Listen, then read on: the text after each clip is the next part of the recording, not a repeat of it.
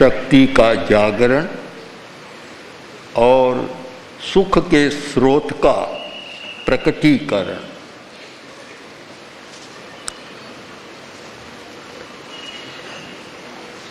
हमें पहले समझना है कि दुख क्या है। सुख को समझने की जरूरत नहीं, इसलिए कि वह स्वभाव है। आनंद आत्मा का स्वभाव है। स्वभाव में रहना ही आनंद है। यह परिभाषा भी की जा सकती है। तो स्वभाव और आनंद दो नहीं है। दुख है वह आगंतुक है, बाहर से आया हुआ है, वह हमारा स्वभाव नहीं है। आदमी अपने अज्ञान के कारण, अपने मोह के कारण दुख का अनुभव करता है। यह समझ में आ जाए कि यह पाहुना आया हुआ है, इसको बस विदा दे देना है। व्यवहार में यह भी पढ़ा जाता है, सुना जाता है कि पाहुने भी काफ़ी कष्ट देते हैं। पाहुने आते हैं तो एक समस्या पैदा करते हैं। बहुत लोग अनुभव करते हैं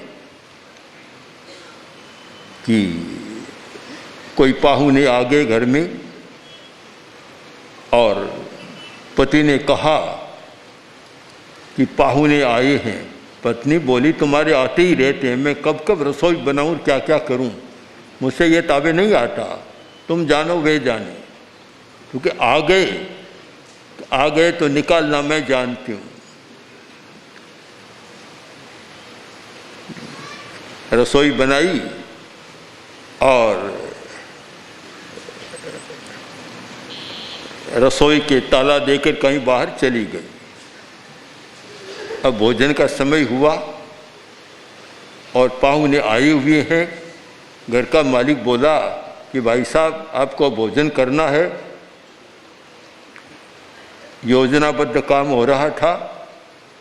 भोजन की टेबल पर लाकर उनको बिठा दिया, कुर्सियों पर बिठा दिया, सामने सब थाल और रख दिए।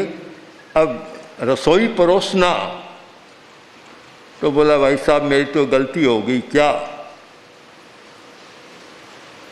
आज भूल हो गई? क्या हुई? कि रसोई तो सबकी बना दी, पर पत्नी ताला देकर कहीं बाहर चली गई, पता नहीं कहाँ गई। अब रसोई के ताला है, अब हम क्या करेंगे? बेचारों को भूख ही सहना पड़ा, जाना भी पड़ा। तो पाहुनों को सिरदर्द मानते हैं। ये तो दुख भी पाहुने हैं, घर के नहीं, अपने नहीं है। इस सच्चाई को अगर समझ लिया जाए कि दुख मेरा स्वभाव नहीं है, आगंतुक है, बाहर से आया हुआ है, पाहुना है, बस ज़्यादा आओ भगत मत करो, अपने आप चला जाएगा। रोज़ माल ताल खिलाते रहोगे तो वह जम जाएगा। ये तो तुम्हारे हाथ में है कि पाहुने को घर का सदस्य बनाना चाहते हो या पाहुने को घर से विदा देना चाहते हो।